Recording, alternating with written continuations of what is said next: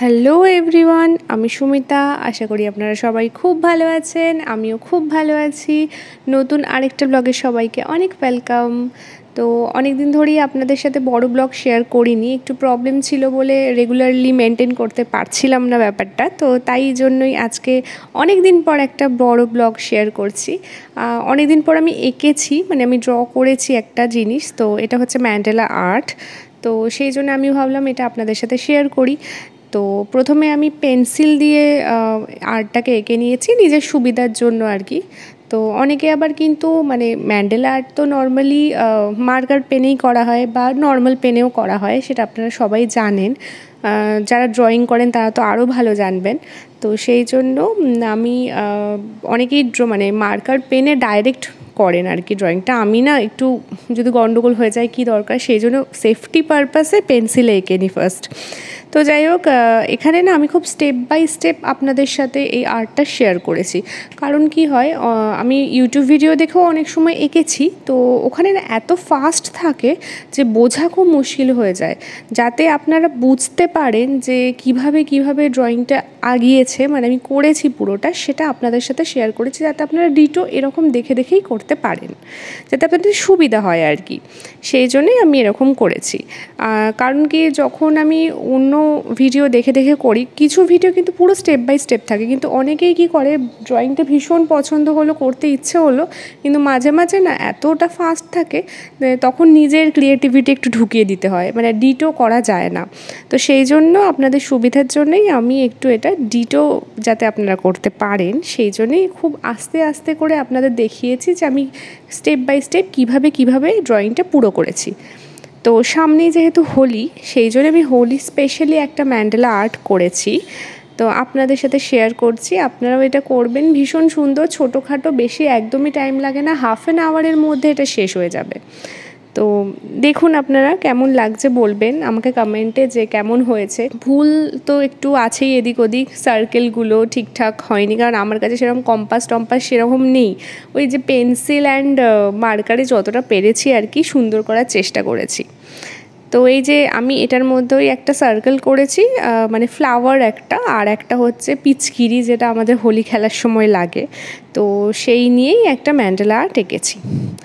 তো প্রথমেই যেটা আমি পেন্সিল দিয়ে করে নিয়েছিলাম সেটাকেই আবার মার্কার দিয়ে ভরাট করছি এখানে, তো যাতে স্পষ্ট বোঝা যায় আর কি। আর যখন মার্কার দিয়ে করছি মাঝে মাঝে দেখুন পেন্সিলের দাগের ওপর দিয়েই তো হবে একদম, সেটা না। তো আপনারা কি করবেন, ওটা হয়ে গেলে 2-3 মিনিট পর পেন্সিলের দাগগুলো মুছে দেবেন, তাহলেই একদম ঠিক হয়ে যায়।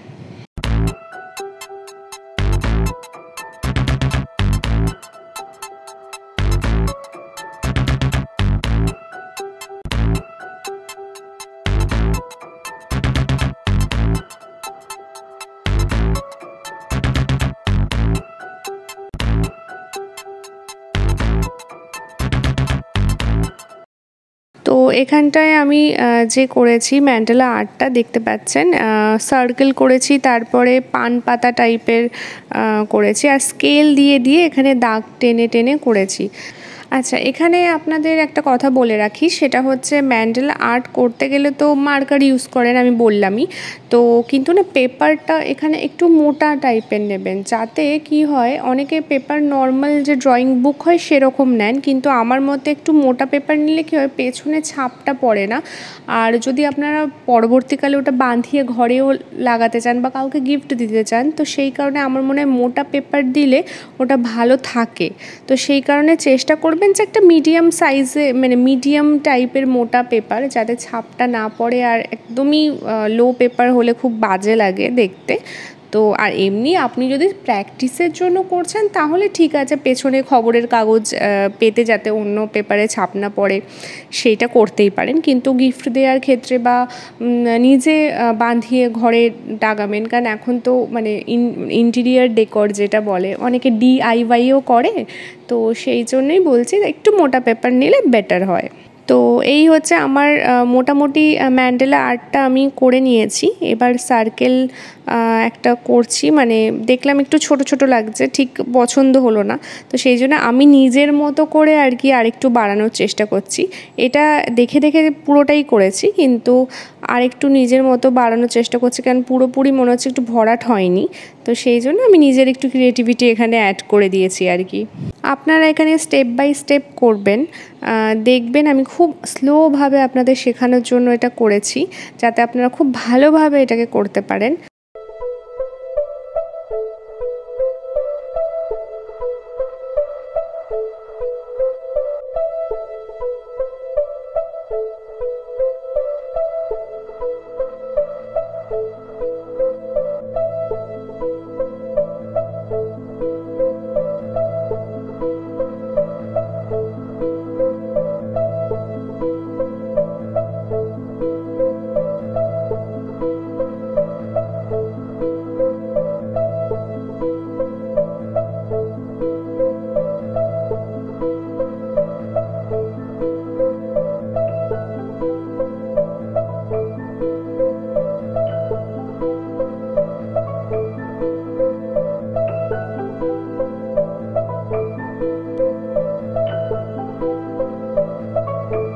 আচ্ছা, আরেকটা কথা বলে রাখি, আমি এখানে যেগুলো ইউজ করেছি, একটা হচ্ছে স্কেল ইউজ করেছি, এটা হাইটেক মানে হাইটেক পয়েন্টের একটা পেন। আপনারা যে কোনো কালো মার্কার 10 টাকা দামের যে কোনো কালো মার্কার ইউজ করতে পারেন।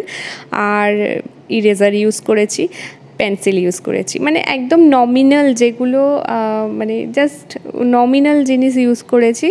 তো এই ম্যান্ডালা আর্টটা সবাই ট্রাই করবেন, দেখবেন কেমন হয়েছে, বলবেন কমেন্টে, জানাবেন যে কীরকম লাগছে।